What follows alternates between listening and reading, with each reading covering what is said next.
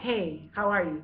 My name is Christopher Montel Jackson, and I'm currently a student at the illustrious Clark Atlanta University. Recently, I had the pleasure of reviewing two literary pieces, one entitled The Epic of Gilgamesh and the other entitled The Story of Osiris and Isis.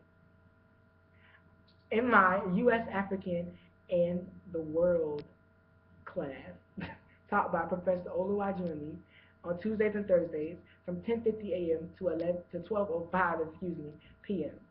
After reading both stories and viewing the documentary entitled Mankind, Section Empires, I definitely could tell some similarities and differences. First, for starters, involving the spiritual encounters.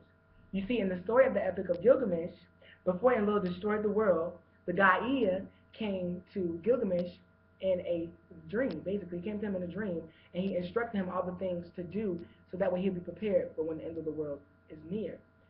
As well as in the story of Osiris and Isis, the spiritual form of Osiris came to Isis to conceive Horus, which is pretty cool. I thought that was pretty cool, like come back in my spirit form and still be able to make, you know, another me. It's kind of cool.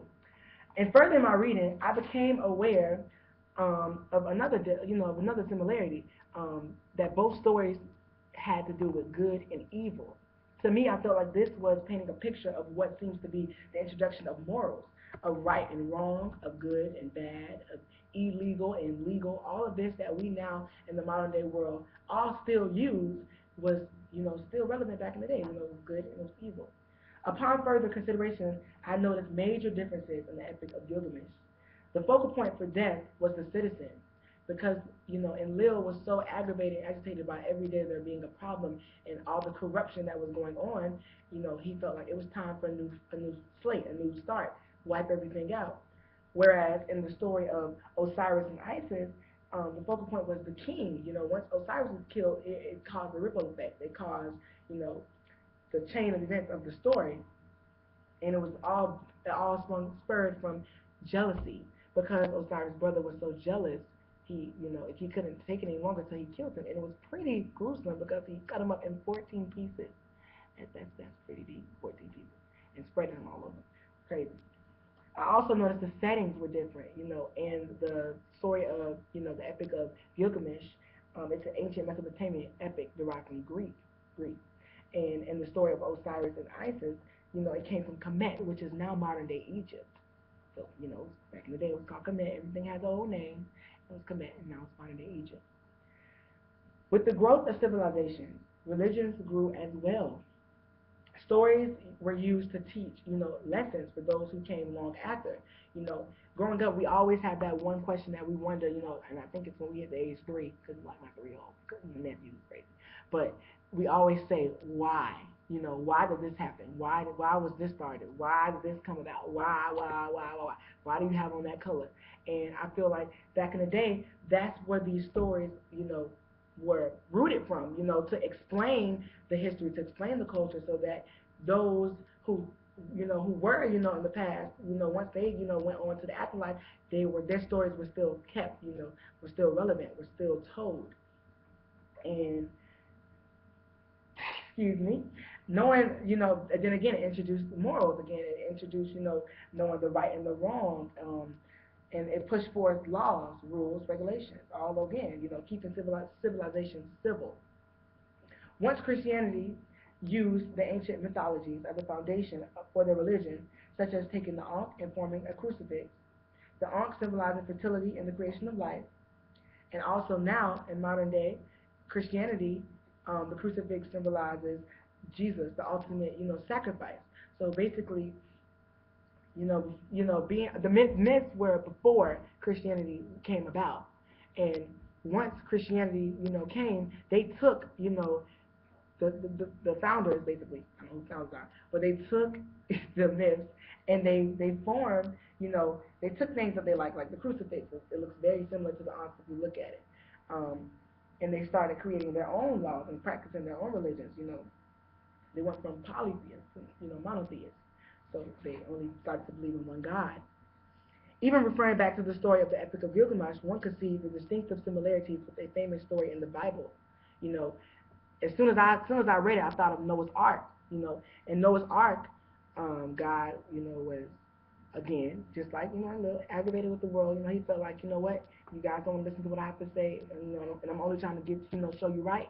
Now it's time for me to wipe everything out. Everything that is not of me, I'm wiping it out. Everything that's not cleanly, I'm wiping it out. But before he did that, he sent a spiritual form, an angel, to Noah, to say, build this ark, take your family and take two of everything on this place. And I want you to, to know that you're gonna be trapped in that boat for a long time, but at least you're gonna be living. Now the difference is, of course, in the epic of Gilgamesh, it was only like 6 days. However, in the, Noah's Ark, it was like 40 days and 40 nights. That is a long time.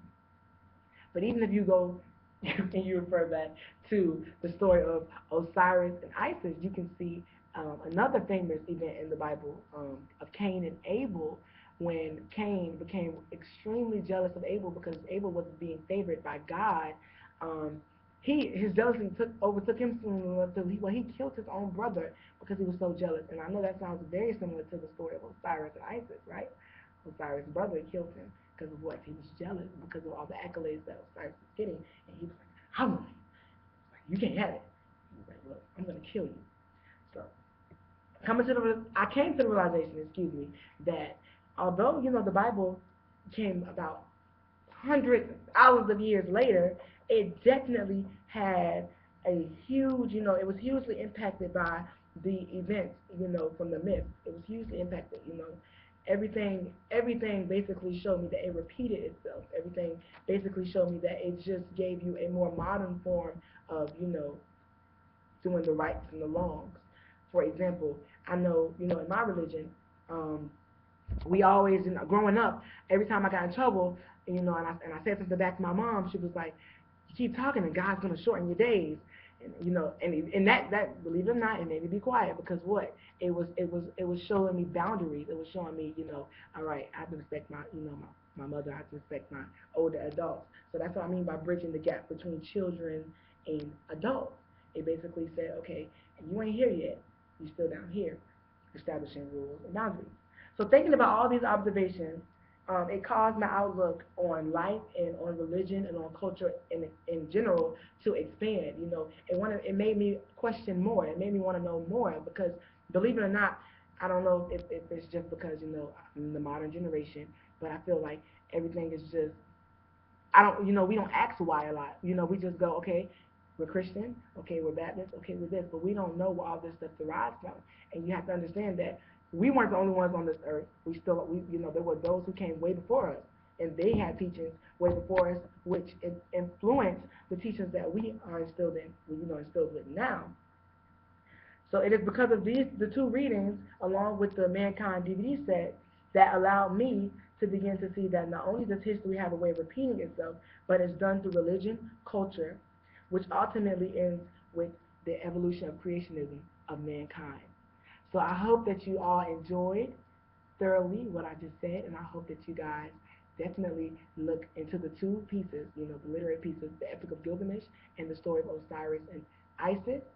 And you can definitely go to your local library. You can look up the DVD, The Mankind, and you can look at the section Empires. And I think you guys will definitely be enlightened on a lot of things that are going on, a lot of things that are very, very, very imperative. So I hope all is well. Be blessed.